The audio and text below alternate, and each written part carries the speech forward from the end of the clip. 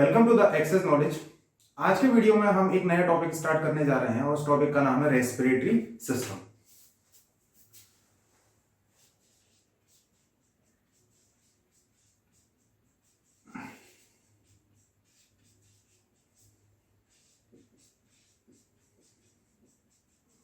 Respiratory system Hindi में उसको कहा जाता है श्वसन तंत्र।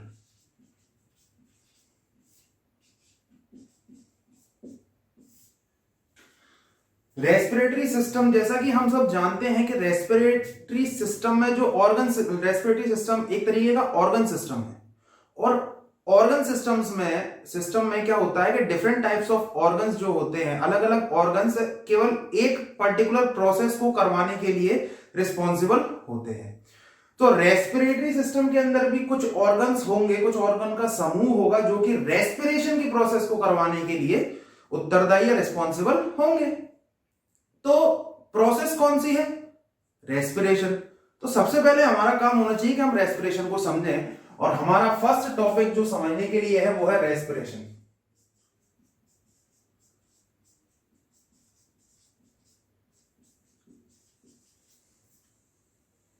या फिर इसको हिंदी में कहा जाता है श्वसन। हिंदी में इसे कहा जाता है श्वसन। इस दुनिया में हर एक चीज को चलने के लिए एनर्जी की रिक्वायरमेंट होती है। हमारी बॉडी को भी चलने के लिए एनर्जी की रिक्वायरमेंट होती है।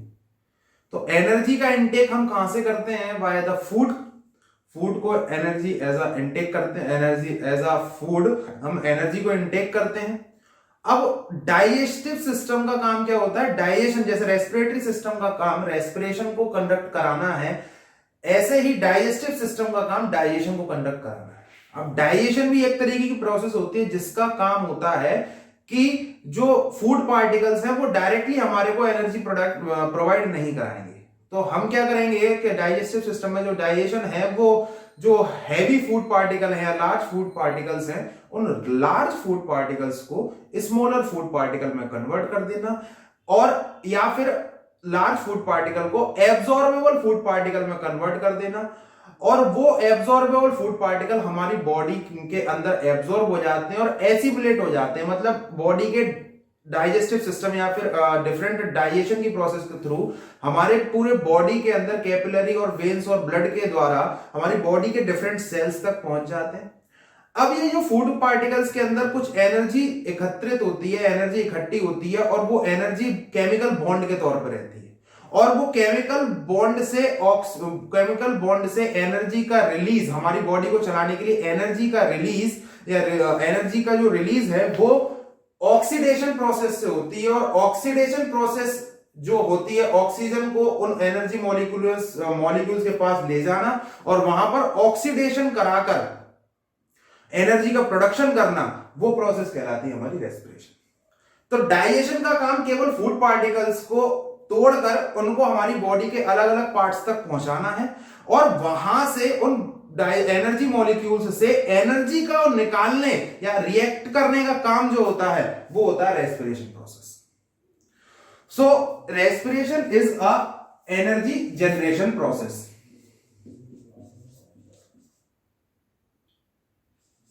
एनर्जी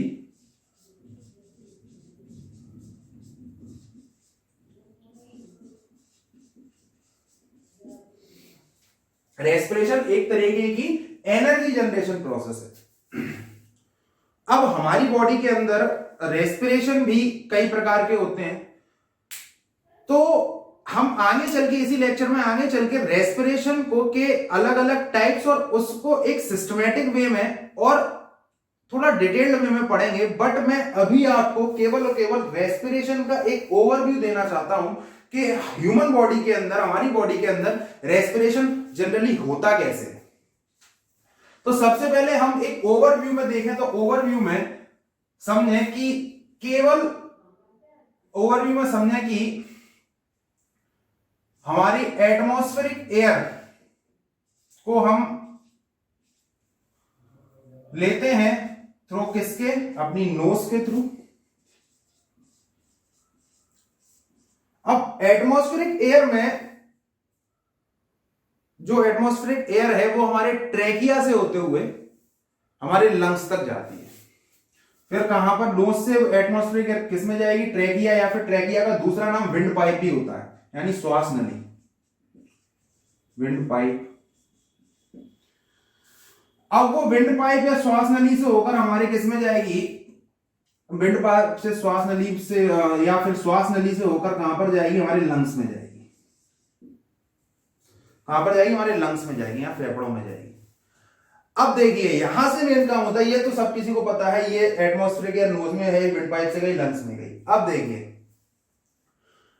अब जो एयर है, उस एयर के अंदर कई प्रकार की गैसेस होती है, नाइट्रोजन भी होती है, ऑर्गन भी होती है, ऑक्सीजन भी होती है, कार्बन डाइऑक्साइड भी होती है, कार्बन मोनोऑक्साइड भी होती है।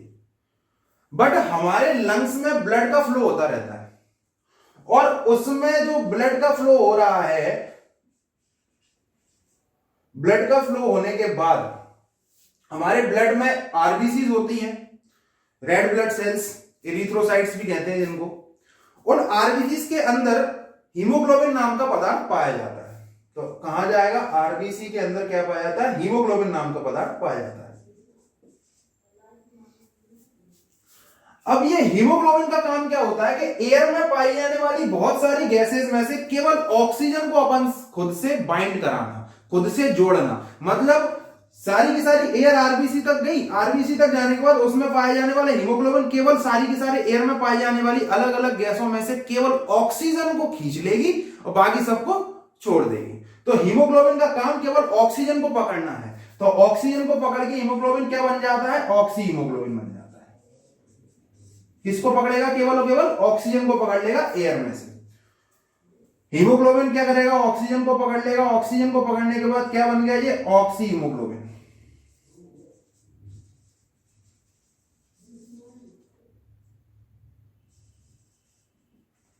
ऑक्सी हीमोग्लोबिन या फिर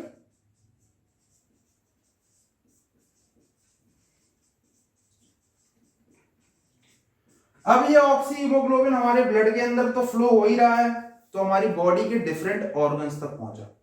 डिफरेंट ऑर्गन्स में क्या होते हैं, टिश्यूज होते हैं। टिश्यूज किससे मिलकर बने होते हैं, सेल से मिलकर बने होते हैं। तो ये यहां पर कहां पर पहुंचा, टिश्यूज में पहुंचा। टिश्यूज से कहां पर पहुंचा, सेल में पहुंचा। टिश्यूज से पहुंचा सेल्स में। अब सेल्स में क्या हुआ, टिश्यू या फिर सेल्स या फिर ऑर्गन जो भी है, डिफरेंट बॉडी पार्ट्स पर पहुंचा। अब सेल में क्या है, एनर्जी मॉलिक्यूल्स ऑलरेडी उपस्थित हैं बाय द डाइजेशन प्रोसेस। अब वो एनर्जी मॉलिक्यूल्स क्या करेंगे, हमारी जैसी वो ऑक्सीजन आएगा, हीमोग्लोबिन आएगा, हीमोग्लोबिन उन सेल में ऑक्सीजन को छोड़ देगा, और वो ऑक्सीजन जिसको छोड़ा है वो क्या करेगा, छोड़े हुए ऑक्सीजन जो है वो एनर्जी मॉलिक्यूल्स को ऑक्सीडाइज्ड करा देंगे और एनर्जी का फॉर्मेशन करेंगे in the form of ATP, adenosine triphosphate. तो यहां पर हम समझे, ये ओवरव्यू है, मैं और ज्यादा डिटेल में आपको बताऊंगा और सिस्टमेटिक वे में बताऊंगा। ये यहाँ पर ओवरव्यू को समझिए कि ग्लूकोज मान के चलो एक हमारा एनर्जी मॉलिक्यूल है C6H12O6। हीमोग्लोबिन से आने वाला ऑक्सीजन आया, रिएक्शन हुई, कार्बन डाइऑक्साइड बनी, H2O बना प्लस एनर्जी बनी। कार्बन डाइऑक्साइड बनी, H2O बना प्लस एनर्जी का फॉर्मेशन हुआ। अब क्या होगा कि ये जो हीमोग्लोबिन है ना, ये ऑक्सीजन को छोड़ देगा और कार्बन डाइऑक्साइड जो प्रोडक्ट के तौर पे बना हुआ है, बाई प्रोडक्ट के तौर पे बना हुआ है, इस कार्बन डाइऑक्साइड को ले लेगा और फिर से ब्लड में पहुंचाकर, फिर से ब्लड के पूरे ओवरऑल मतलब शरीर में घुमाकर ये लंग्स तक ले जाएगा। और लंग्स में जो गैसेस थी, केवल ऑक्सीजन लिया है, अब वहां पर हम थोड़ा सा ब्रीद आउट के टाइम पे इस कार्बन डाइऑक्साइड को हम छोड़ देंगे और कार्बन ये क्या बना लेगा, यहां से HbCO2 बना लेगा, Hb प्लस CO2 कह सकते हैं अपन। अब ये Hb प्लस CO2 यहां पर बना लेगा और Hb प्लस CO2 हीमोग्लोबिन और कार्बन डाइऑक्साइड आपस में मिल जाएंगे और कार्बन डाइऑक्साइड से होते हुए कहां पर जाएंगे, हमारे लंग्स तक जाएगा by the blood, by through the blood. तो ये हमारे ब्लड में आरबीसी में कनेक्टेड हो गया, आरबीसी से कनेक्टेड हमारे ब्लड में गया, ब्लड से ये फिर में किस में जाएगा, लंग्स में जाएगा, लंग्स से फिर ये किस में जाएगी, विंड पाइप में, लंग्स में जाएगा, फिर ये विंड पाइप होगी, लंग्स में क्या होगा, ये ऑक्सीजन, कार्बन डाइऑक्साइड, अब हीमोग्लोबिन क्या करेगा, उस समय पे कार्बन डाइऑक्साइड को छोड़ देगा और नए ऑक्सीजन को ले लेगा। कार्बन डाइऑक्साइड को जैसे छोड़ दिया, विंड पाइप तो कार्बन डाइऑक्साइड अदर गैसेस से मिलकर विंड पाइप में गई, विंड पाइप से किस में गई, नोज में गया, नाक से बाहर फिर से एटमॉस्फेयर एयर में चला। तो ये जो पूरी की पूरी प्रोसेस जो मैंने आपको बताई, आप केवल ब्रीद इन, सांस लेना और सांस छोड़ना is not a respiration. Respiration की अगर बात करें तो ये पूरी की पूरी कहानी रेस्पिरेशन है। अगर कोई आपसे रेस्पिरेशन कह रहा है तो रेस्पिरेशन अकेली यहां तक नहीं कि एटमॉस्फेरिक एयर आई, नोज पे आई, विंड पाइप से अंदर गई, लंग्स तक गई और फिर हमने इसको यहां से छोड़ दिया, नहीं, ये पूरी की पूरी प्रोसेस। ये ऑक्सीजन करता क्या है, ऑक्सीजन हमारे ब्लड, केवल ऑक्सीजन ही क्यों ले, हमारी ब्लड केवल ऑक्सीजन ही को ही क्यों अट्रैक्ट करता है, इसीलिए करता है क्योंकि हीमोग्लोबिन की ये टेंडेंसी है कि हीमोग्लोबिन केवल ऑक्सीजन को ही अट्रैक्ट करेगा, अदर गैसेस को नहीं करेगा, पहली चीज। दूसरी चीज क्या होती है कि जनरली आदमी कहता है कि हम ऑक्सीजन लेते हैं, कार्बन डाइऑक्साइड छोड़ते हैं, नहीं, हम एयर को ही लेते हैं, एयर को ही छोड़ते हैं। ये बहुत बड़ा मिसकंसेप्शन है कि आदमी कहता है कि हम ऑक्सीजन लेते हैं, कार्बन डाइऑक्साइड छोड़ते हैं, नहीं, हम एयर लेते हैं, एयर को ही छोड़ते हैं। हमारी बॉडी जब लंग्स तक पहुंच जाती है तब उस समय पे हमारा ऑक्सीजन कार्बन डाइऑक्साइड का ट्रांसफर होता है। अगर हम नाक के या नॉस्ट्रिल से अगर बात करें तो हम एयर ही ले रहे हैं और बाहर जो छोड़ भी रहे हैं वो एयर ही छोड़ रहे हैं, इसको नहीं छोड़ रहे हैं, केवल ऑक्सीजन को नहीं छोड़ रहे हैं, केवल कार्बन डाइऑक्साइड को नहीं छोड़ रहे हैं। तो रेस्पिरेशन ये प्रोसेस हो जाती है, इस पूरी प्रोसेस को हम रेस्पिरेशन कहेंगे। आप नोट डाउन कर सकते हैं इनको, इस प्रोसेस को।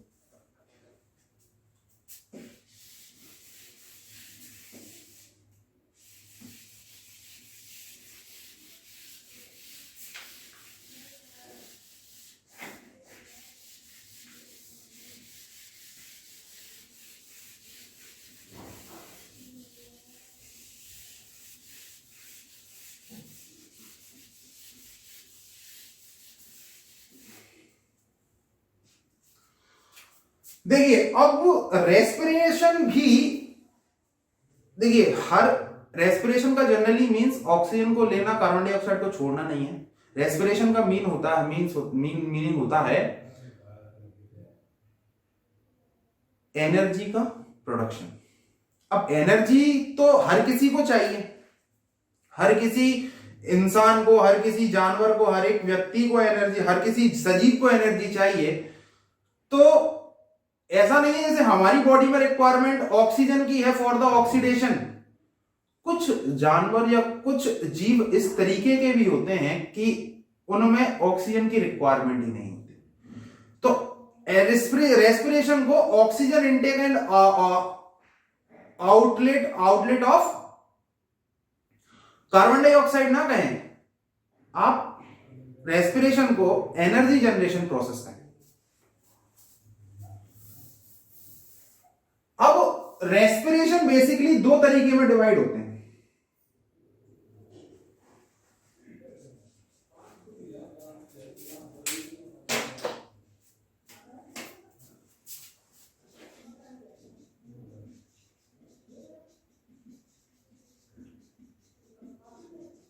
रेस्पिरेशन क्या है, बेसिकली दो पार्ट में डिवाइड होते हैं। एक होता है एरोबिक रेस्पिरेशन, एक होता है एनारोबिक।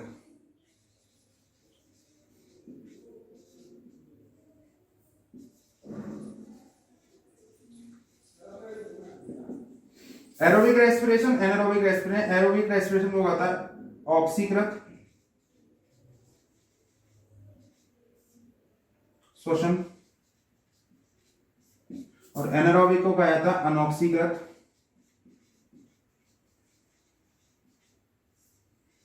श्वसन। ऑक्सीकृत श्वसन और अनऑक्सीकृत श्वसन। ऑक्सीकृत श्वसन जो होता है वो होता है विद ऑक्सीजन, मतलब रेस्पिरेशन हो रहा है विद ऑक्सीजन, और अनऑक्सीकृत में होगा रेस्पिरेशन होगा विदाउट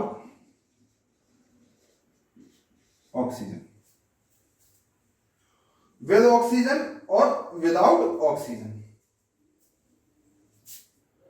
एग्जाम्पल के तौर में अब हमारे ह्यूमन बॉडी के अंदर ऑक्सीकृत और अनऑक्सीकृत, एरोबिक और एनारोबिक दोनों प्रकार के रेस्पिरेशन होते हैं। एरोबिक और एनारोबिक दोनों तरीके के रेस्पिरेशन होते हैं। अगर मैं ह्यूमन मेटाबॉलिक प्रोसेस के अंदर जो ह्यूमन मेटाबॉलिक रेस्पिरेशन की बात करूं तो वो एरोबिक रेस्पिरेशन होता है, और ह्यूमन मसल्स के अंदर बात करूं तो वो एनारोबिक रेस्पिरेशन होता है। ये भी एक कंडीशन में होता है, एक्चुअली में हर बार नहीं होता, ये भी एक कंडीशन में होता है। फिर मैं बताता हूं कि इन ह्यूमन मेटाबॉलिक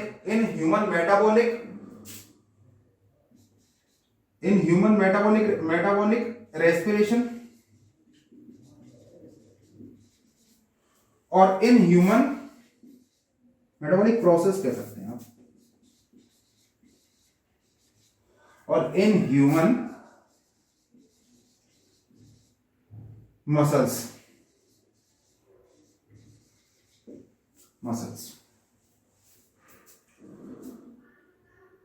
अब ये एरोबिक रेस्पिरेशन और एनारोबिक रेस्पिरेशन को ह्यूमन के अंदर हम समझने की कोशिश करेंगे, और ये और भी किसमें होता है, बैक्टीरिया, यीस्ट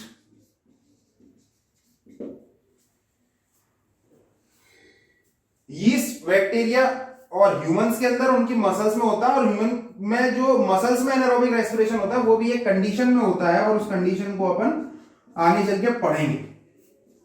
तो अभी तो यही है कि रेस्पिरेशन को बेसिकली दो पार्ट में डिवाइड किया जाता है, एरोबिक रेस्पिरेशन और anaerobic respiration. Aerobic with oxygen, anaerobic without oxygen. अब हम आएंगे एरोबिक रेस्पिरेशन को।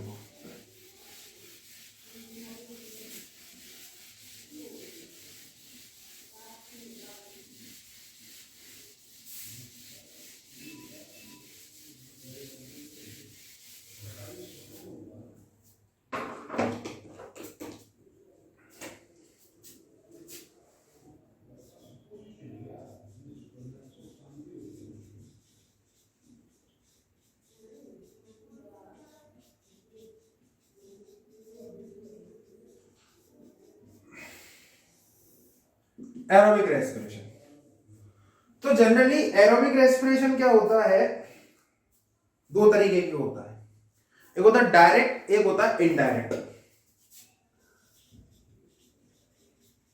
डायरेक्ट रेस्पिरेशन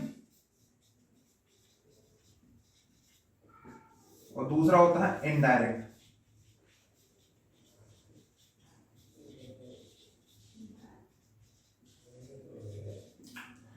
डायरेक्ट रेस्पिरेशन मतलब not special type of organ is required for the respiration process. ऐसा कुछ जरूरी नहीं है कि जैसे कोई स्पेशल ऑर्गन चाहिए मेरे को रेस्पिरेशन के लिए, तो वो आ जाएगा डायरेक्ट रेस्पिरेशन के अंदर।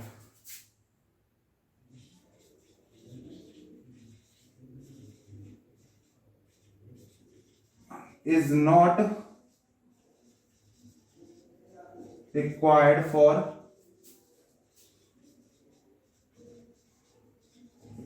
respiration, so respiration। और indirect respiration जो होता है special type of organ,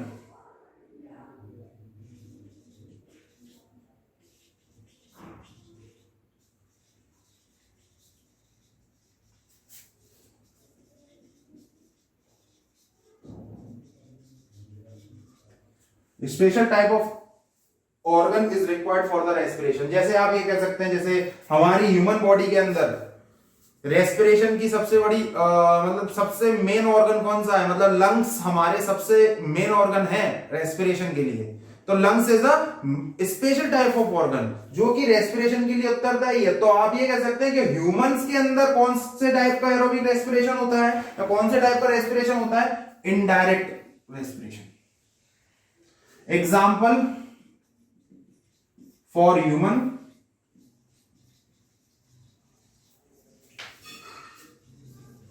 for human lungs,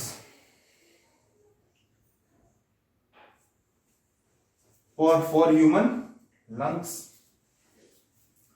अब इस इनडायरेक्ट रेस्पिरेशन को भी हम समझेंगे। तो ये इनडायरेक्ट रेस्पिरेशन ह्यूमंस के अंदर होगी। हमारा जो मेन टॉपिक है वो ह्यूमन रेस्पिरेटरी सिस्टम है।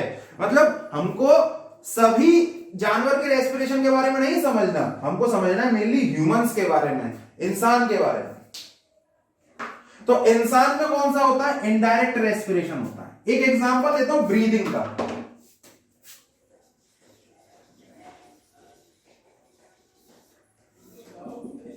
Breathing is not a respiration.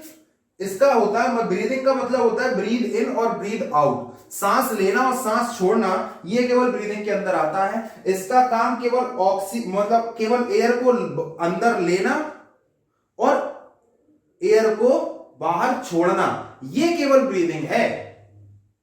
मतलब आप ये कह सकते हैं कि एटमॉस्फेरिक एयर से नोज, नोज से लेकर विंड पाइप से लेकर लंग्स तक एयर का जाना, और ये होगा ब्रीद इन। और ब्रीद आउट का मतलब होगा कि लंग्स से विंड पाइप से नोज, नोज से एटमॉस्फेयर में एयर का छोड़ना, एयर का जाना, ये हो जाएगा ब्रीद आउट। तो केवल ये जो यहां तक लंग्स तक का जो कहानी है, लंग्स तक ऑक्सीजन का जो पाथ है, उस लंग्स तक आना और लंग्स से जाना, एयर का लंग्स तक आना और लंग्स से वापस एटमॉस्फेयर में जाना, ये किसका कहलाता है? केवल और केवल ब्रीदिंग कहलाती है। ब्रीदिंग को रेस्पिरेशन नहीं कह सकते, ब्रीदिंग को केवल रेस्पिरेशन नहीं कह सकते। ब्रीदिंग एक तरीके का पार्ट है रेस्पिरेशन का, पर breathing is not whole respiration. Breathing समझे? अब समझे आगे कि इनडायरेक्ट रेस्पिरेशन या फिर ह्यूमन रेस्पिरेशन को। अब साइकिल वगैरह को थोड़ा हम समझने की बात काम करेंगे। साइकिल्स कैसे, कि किस तरीके की रेस्पिरेशंस होते हैं हमारी बॉडी के अंदर, क्या स्टेप्स होते हैं। तो इनडायरेक्ट रेस्पिरेशन या फिर ह्यूमन रेस्पिरेशन की बात करते हैं। Respiration in human,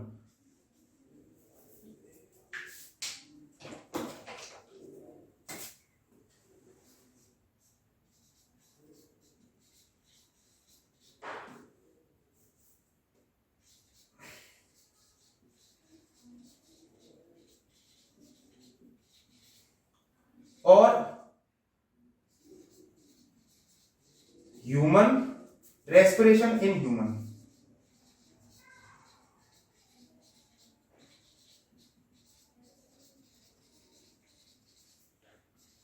respiration in humans.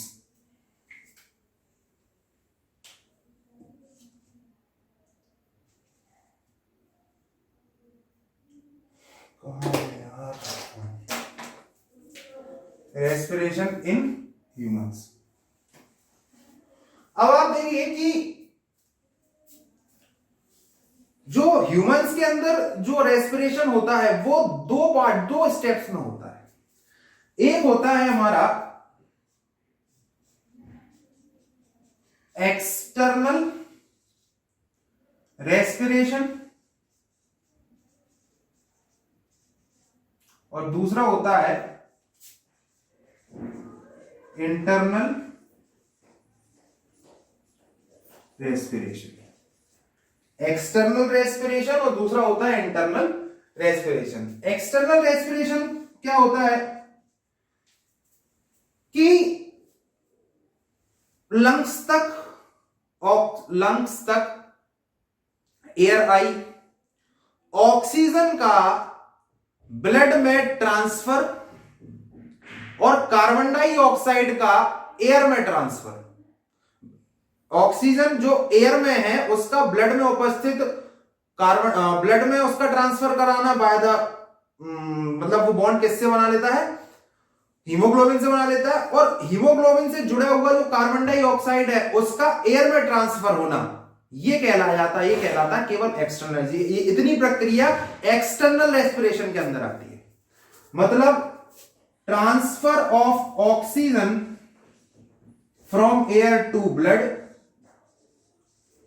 और blood to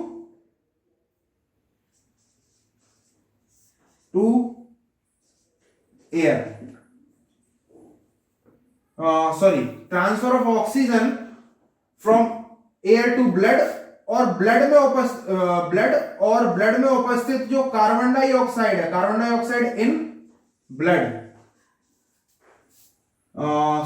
oxygen in air, carbon dioxide in blood to air, ये ट्रांसफर जो होगा वो होगा मेरा एक्सटर्नल रेस्पिरेशन के अंदर आएगा।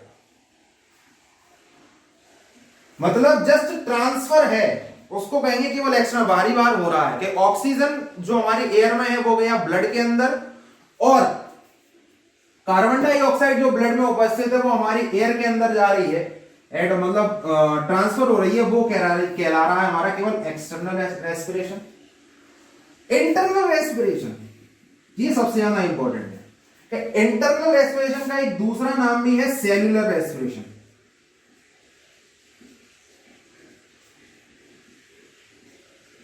इंटरनल रेस्पिरेशन का एक दूसरा नाम भी है जिसका नाम है सेल्यूलर रेस्पिरेशन। इसका एक और, इसको हिंदी में कहा जाता है कोशिकीय श्वसन, इसको दूसरा कहा जाता है कोशिकीय श्वसन।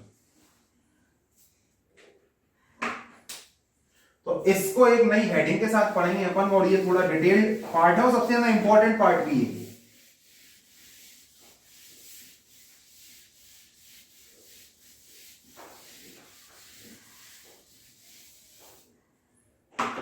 जैसा कि हमने देखा था कि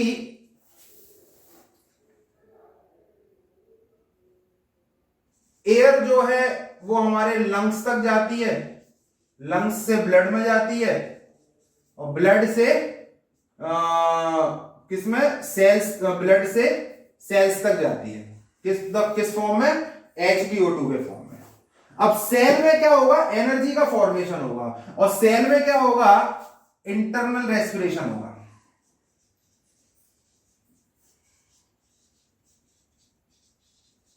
सेल में होगा इंटरनल रेस्पिरेशन। अब इंटरनल रेस्पिरेशन की प्रोसेस क्या होती है कि ऑक्सीजन हमने हीमोग्लोबिन से हमारी सेल ने ले लिया, तो ये दो स्टेज में होगा। इंटरनल रेस्पिरेशन भी दो स्टेज में होगा। एक स्टेज होगी ग्लाइकोलिसिस,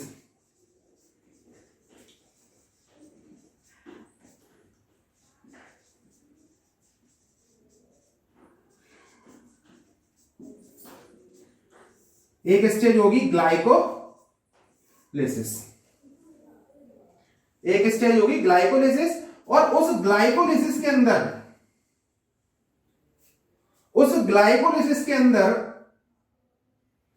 क्या होता है कि जो एनर्जी मॉलिक्यूल है C6H12O6, या फिर इसको कहा जाता है ग्लूकोज, या फिर इंग्लिश में इसको ग्लूकोज कहा जाता है। विदाउट या फिर in the absence of oxygen, ये क्या करेगा, कन्वर्ट हो जाता है पायरुविक एसिड में।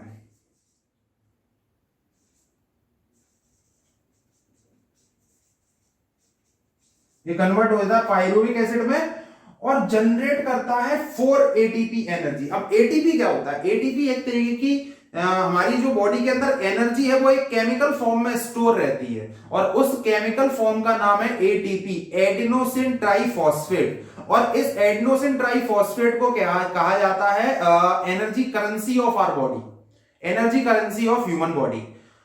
और इससे रिलेटेड एक चीज और है कि ये जो ATP है वो हमारे सेल के अंदर केवल माइटोकॉन्ड्रिया में स्टोर रहती है, और वो इसीलिए जहां पर स्टोर है ये एनर्जी ATP के फॉर्म में माइटोकॉन्ड्रिया में, इसीलिए माइटोकॉन्ड्रिया को हमारे सेल का पावर हाउस भी कहा जाता है। और ये जो प्रोसेस होंगी ग्लाइकोलिसिस और क्रेब्स साइकिल, इसके बाद सेकंड जो प्रोसेस है उसका नाम है क्रेब्स साइकिल। ये दोनों की दोनों प्रोसेस होगी किसमें? साइटोप्लाज्म में। मतलब मैं आगे चल के आपको बताता हूं कि मतलब क्या है कि जैसे सेल है, सेल के चारों तरफ ये हो गई सेल वॉल, अंदर हो गया न्यूक्लियस, तो बीच का जो पार्ट होता है इसको कहा जाता है साइटोप्लाज्म। और इस साइटोप्लाज्म के अंदर बीच का जो पार्ट होता है इसको कहा जाता है साइटोप्लाज्म।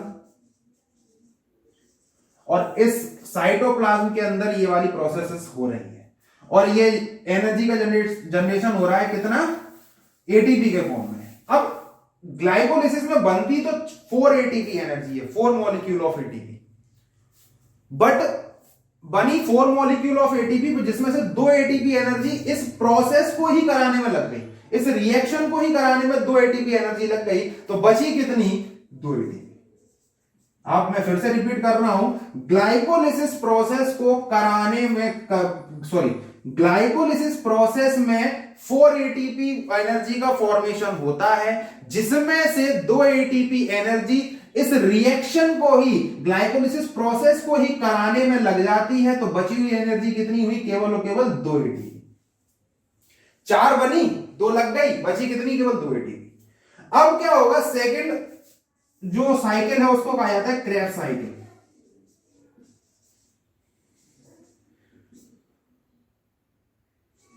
क्रेब साइकिल कह सकते हैं। इसके अंदर क्या होता है? जो पायरुविक जो एसिड है,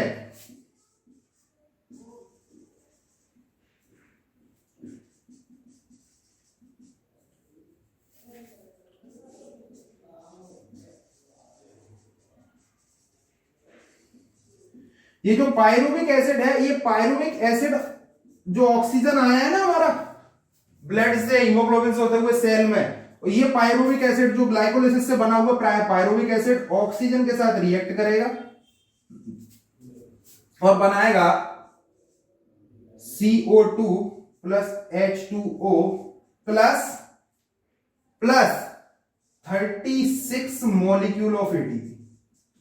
मतलब आपने देखा टोटल नंबर ऑफ मॉलिक्यूल्स कितने हो गए? एनर्जी मतलब एक साइकिल के अंदर या एक बार इंटरनल रेस्पिरेशन जो हो रहा है 38 मॉलिक्यूल्स ऑफ एडेनोसिन ट्राइफॉस्फेट का जनरेशन हो रहा है।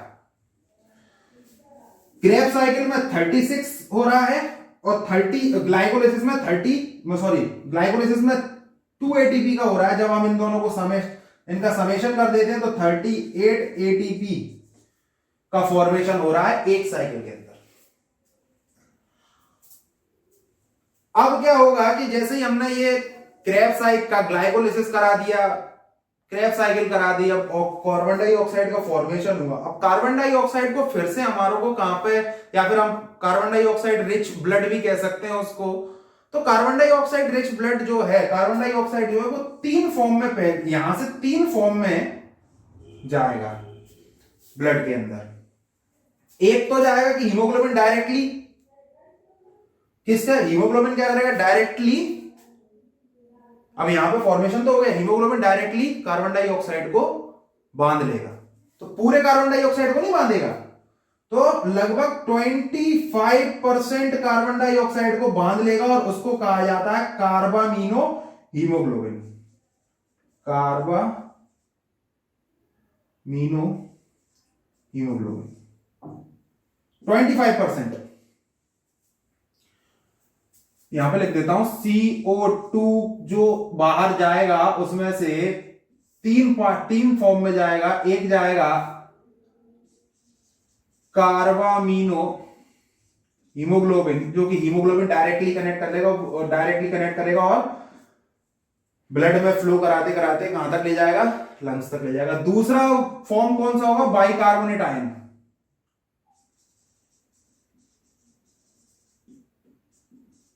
आयंस के फॉर्म में दूसरा फॉर्म होगा बाइकार्बोनेट आयंस के फॉर्म में, और तीसरा होगा जो डायरेक्टली प्लाज्मा में जो हमारे ब्लड का एक पार्ट होता है जिसके अंदर 55% जो है वो हमारा प्लाज्मा होता है। उस प्लाज्मा के अंदर जो प्लाज्मा है उसके अंदर डायरेक्टली कार्बन डाइऑक्साइड मिक्स हो जाता है। अब ये सारे के सारे पहुंचेंगे किसमें, लंग्स में ये डायरेक्टली कन्वर्ट हो जाएंगे उसमें। ये थोड़ा बाइकार्बोनेट कैसे बने डिटेल्ड में है, पढ़ने की कोई आवश्यकता नहीं है। पार्शियल मतलब low partial pressure, high partial pressure, convert हो गया कार्बोक्सिल एनहाइड्रेट, मतलब बहुत ही ज्यादा है, कोई मतलब नहीं उसको इतना डिटेल में पढ़ने के लिए।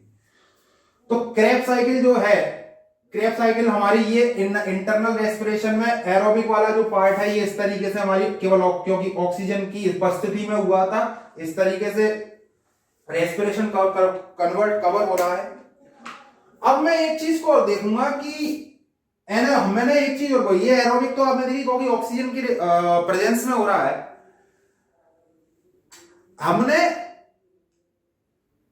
एक और टाइप का रेस्पिरेशन पढ़ा था, एनारोबिक रेस्पिरेशन, और उस समय पे मैंने कहा भी था कि हमारी बॉडी के अंदर दोनों तरीके के रेस्पिरेशन होते हैं, एक aerobic as well as anaerobic.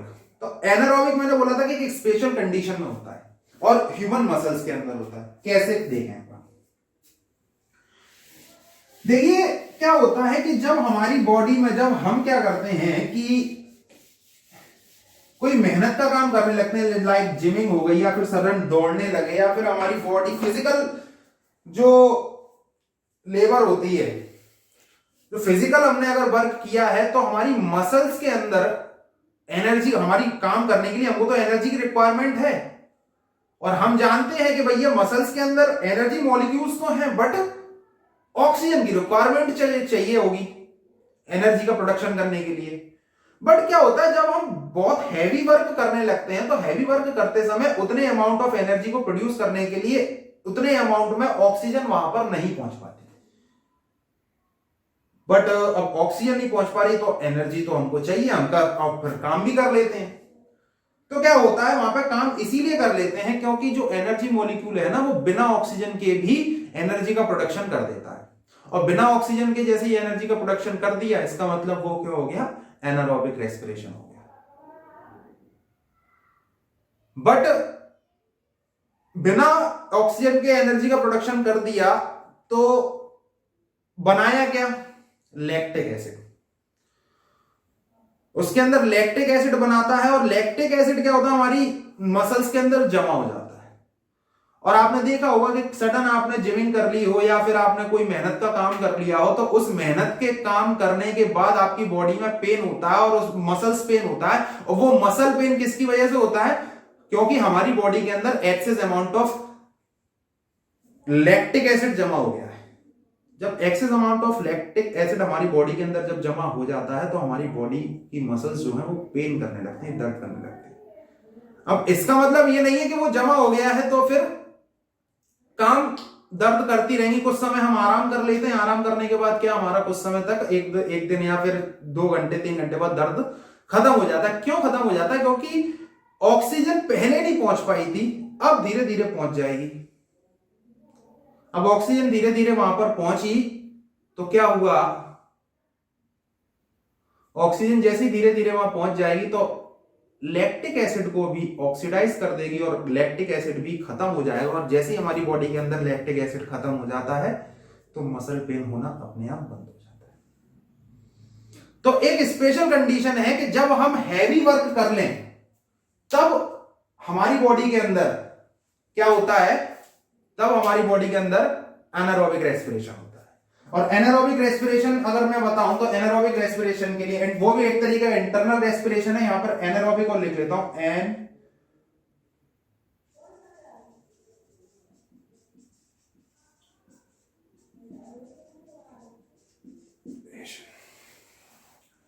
तो वो उसमें पहली प्रोसेस तो ये होती ही है, पायरुविक एसिड बना, इतनी एनर्जी बनी। फिर क्या होगा कि पायरुविक एसिड है, पायरुविक एसिड क्या करेगा, डायरेक्टली कन्वर्ट नहीं होगा, मतलब उसके लिए रिक्वायरमेंट, सॉरी पायरुविक एसिड क्या करेगा कि उसमें उसको ऑक्सीजन की रिक्वायरमेंट नहीं है, वो डायरेक्टली कन्वर्ट हो जाएगा। किस केस में, ह्यूमन मसल्स के केस में, जब हम हैवी वर्क कर लेते हैं। हैवी वर्क जब हम कर लेंगे ह्यूमन मसल्स के, तो ह्यूमन मसल्स के अंदर क्या होगा, lactic acid plus lactic acid plus energy, energy बनी, उस एनर्जी को हमने यूज कर लिया। अब कुछ समय बाद ऑक्सीजन, जब क्या होगा, कुछ समय बाद क्या होगा, ये लैक्टिक एसिड जो है वो ऑक्सीजन आएगा, इसको ऑक्सीडाइज करेगा, और ऑक्सीडाइज करने के बाद प्लस ऑक्सीजन, ये किस में बन जाएगा, CO2 प्लस H2O में कन्वर्ट हो जाएगा। CO2 प्लस H2O में कन्वर्ट हो गया तो क्या हुआ, ये CO2 फिर से हमारे लंग्स में जाएगी और बाहर निकल जाएगी। इस पूरी प्रोसेस को एक स्पेशल नाम दिया गया है, उसका नाम है फर्मेंटेशन।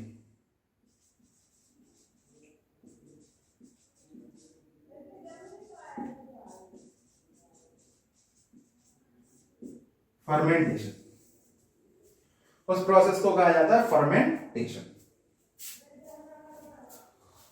तो यहां पर हमने रेस्पिरेशन को पूरा कवर कर लिया है।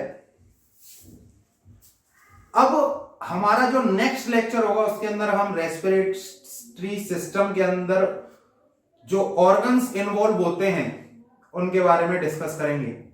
मिलते हैं नेक्स्ट लेक्चर में। Thank you.